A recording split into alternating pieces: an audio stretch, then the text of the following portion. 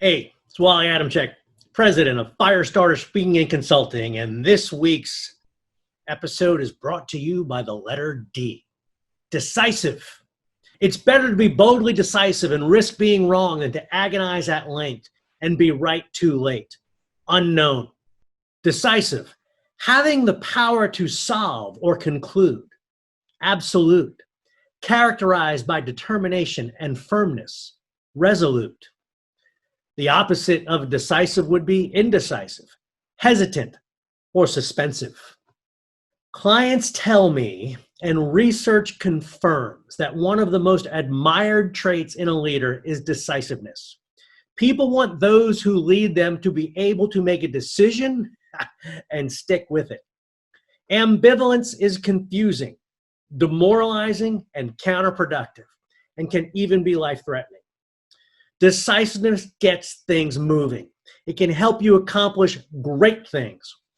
After the Chattanooga campaign in the Civil War, General John Rawlins, Chief of Staff to Ulysses S. Grant, said of Grant, "It is his decisiveness and energy in action that always accomplishes grand results and strikes terror to the hearts of the foe.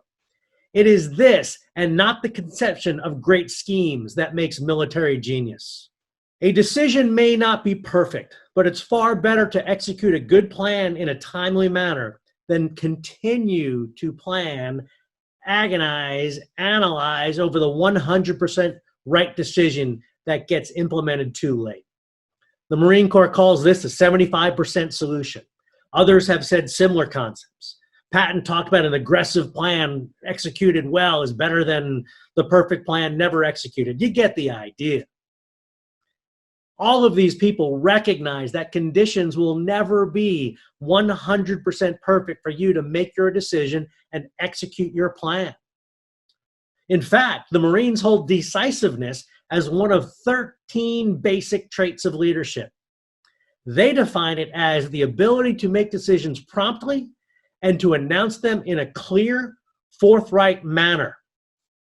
A colleague of mine who teaches leadership at the Naval Academy calls decision-making the coin of the realm.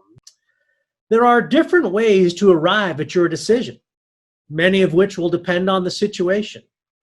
You might talk to a small group of trusted advisors. You might engage employees, spend time alone, or maybe even flip a coin. Not ideal. The stakes and your personal style will influence how you arrive at your final determination. Although we do know that better choices are generally made with more complete data, healthy discussion, and sometimes even debate.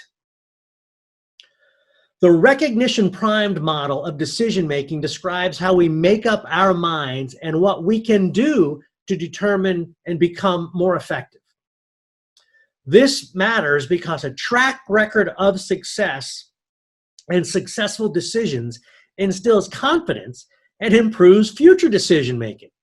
As noted in my earlier book, No Yelling, it all starts with technical proficiency. The leader has to know and understand what is being attempted. They don't have to be the best, but they need to be familiar. When we come upon a situation, we begin to search our mind for previous times where we have encountered such a situation. When we find a response that fits the situation in front of us, we take action. Consider this. What will you do if you're driving down a busy interstate at 70 miles an hour and you see brake lights ahead of you in the distance? Most of you would reply along these lines.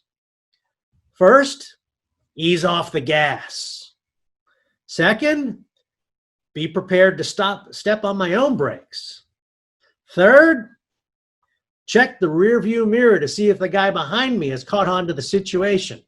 And finally, look for a bailout route if I'm closing in too fast on the car in front of me and the script previous to that hadn't worked. We can make this reply, which we call an action script, because we have been in the situation before. and therefore we now know what to do. Our present actions are determined either because we did them before and they worked, or because we did something else before and it did not work. It's the same at work and with all decisions. If your action scripts are limited, so will be the quality of your decisions. In fact, in the absence of action scripts, you may truly be unable to make a decision. Consider some of the challenges the coronavirus has brought to us. While some said it was not unprecedented, that there had been downturns or new technology challenges before, I disagree. The speed at which we went from full on to full off had never been seen on a global scale, and many had a hard time taking action because of no action script. One of the best things you can do to make better decisions is to expose yourself to situations and scenarios that add to your library of scripts. You can do this for your people too. The mind doesn't need to actually experience the event to learn the script. Talking about it or participating in a simulation is good enough if properly described, discussed, and debriefed. Scenario-based training is a term used to describe this higher level effort at enabling leaders to be more decisive.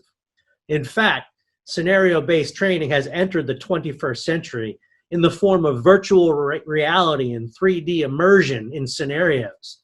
This integrated approach creates leaders who make better decisions and changes organizations into true communities of learning. This learning has a direct payoff in safer, more productive employees who also make better decisions. The added benefit of this new technology support is the appeal to younger generations who embrace learning from their technology. Here's the deal. If you choose to be a leader, you are being paid for two things: to make decisions and to get people to act on those decisions. But know this, you will make mistakes. That is not a reason to be indecisive. In fact, make the decision, right or wrong, and learn from it. Create a new action script. Those you lead will thank you with higher productivity. The risk of a wrong decision is preferable to the terror of indecision. Maimonides, Spanish philosopher of 1135. All right, we've listened a little bit about decisiveness. Let's talk about how we jumpstart this in you. First of all, embrace imperfection. You'll make some mistakes. It's okay. Think about this. Will the decision you are about to make really matter in 5 years? If it does, give it the appropriate amount of time. Get the right amount of sleep. As a nation, we are sleep deprived, and that impacts decision making. Oh, drink more water too. Create scenarios and what if them so that when faced with them for real, you will be ready. And don't get angry, or don't stay angry. Research confirms that angry people make poor decisions. All right, let's take a look at decisiveness in action. On a large railroad capacity increase for CSX, decisive leadership was determined to be a key success factor during a lessons learned session held after the successful completion of a very complex project. The multi-$100 million design build project had an extremely tight schedule. Don't all rail jobs?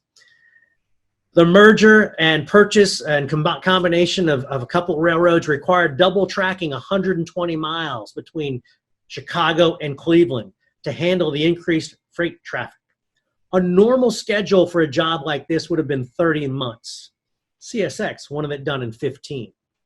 To meet the demanding schedule, Rex Huffman, the project manager for Sverdrup back then, now Jacobs Engineering, etc., and the CSX project manager had to be decisive throughout the project as they executed decisions. There was no time for decisions by committee, nor for second guessing and worry about making a wrong decision. When the project team had a problem to solve, a choice to make, or a priority to establish, They gathered rapidly, and decisions were made on the spot. Both of these project managers were empowered by their respective organizations to make critical decisions that might traditionally have been elevated to a higher level. In fact, the project team developed a decision-making and resolution escalation hierarchy to ensure decisions were made at the lowest level in the fastest time. Later, participants of partnering sessions would quickly recognize this concept, but it was certainly not standard for a procedure in the end of the last century.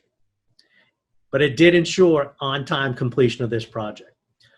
Although numerous success factors were identified during the lessons learned process, Huffman confirms that both management teams agreed that decisiveness was key to the overall project success. Let's talk now about how you can apply this in your life. On a scale of 1 to 10, how do you rate on decisiveness? Oh yeah, this is when you're supposed to be in the journal. What kind of decisions do you have a hard time with? Write it down. Why do you have those hard times? List someone you know who exemplifies this trait and be specific about what they do for you to call them exemplary. How well do you conduct after-action reviews to learn from your decisions and make better ones? I already gave you the answer to that. Not as good as you could. And you know where this is going. What one thing will you do to improve in this area? Well, there you have it. Some words of wisdom on decisiveness. I hope that you will subscribe to this channel so that you'll be ready when Endurance comes out next week, and go ahead and share it with some friends. Make a decision, good or bad. Take care.